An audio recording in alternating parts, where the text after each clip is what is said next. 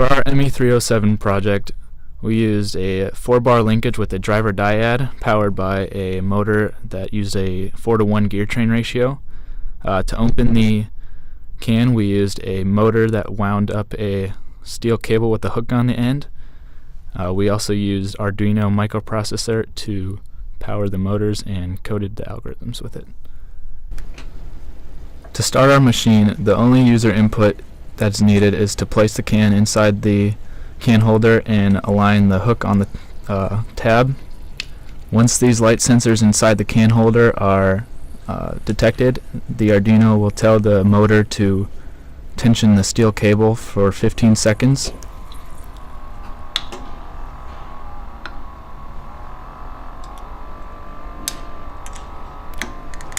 You can hear that the can is now open. In order to release some of the tension in the linkage, we backdrove the motor so that the pouring assembly can be run smoothly.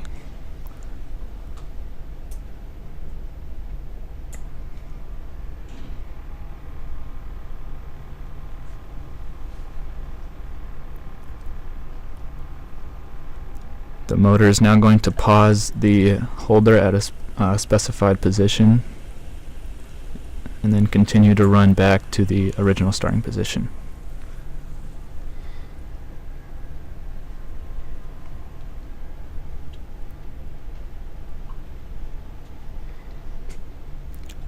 And now we can see that there's very little left in the can.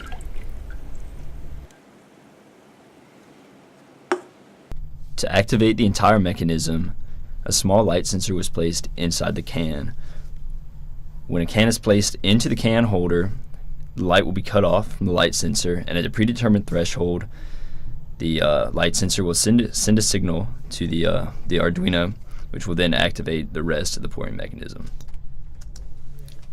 The opener mechanism that we used consisted of a 3D printed shaft which was fused onto the motor. This motor continued to run at 10 RPMs as we did not have a gear train to step down the revolutions on it.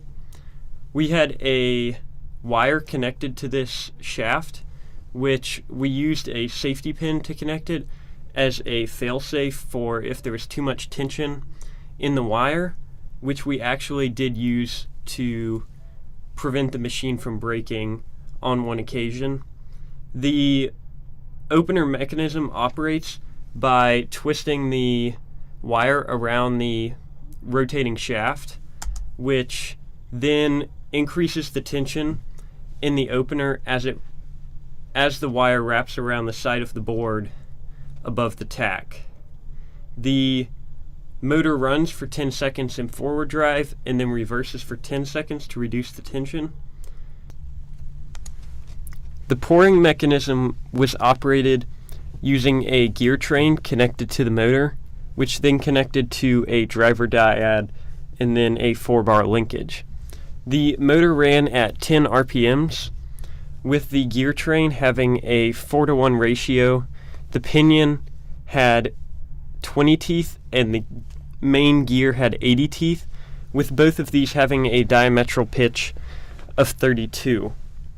The gear train thus increased the torque by a factor of 4 and decreased the RPMs of the output shaft to 2.5 RPMs.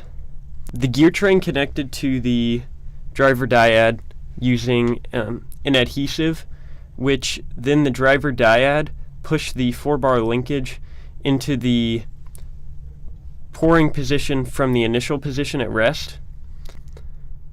The 4-bar linkage was created using a 2-position coupler output, with the initial position being on the ground and the final position being the maximum pouring position.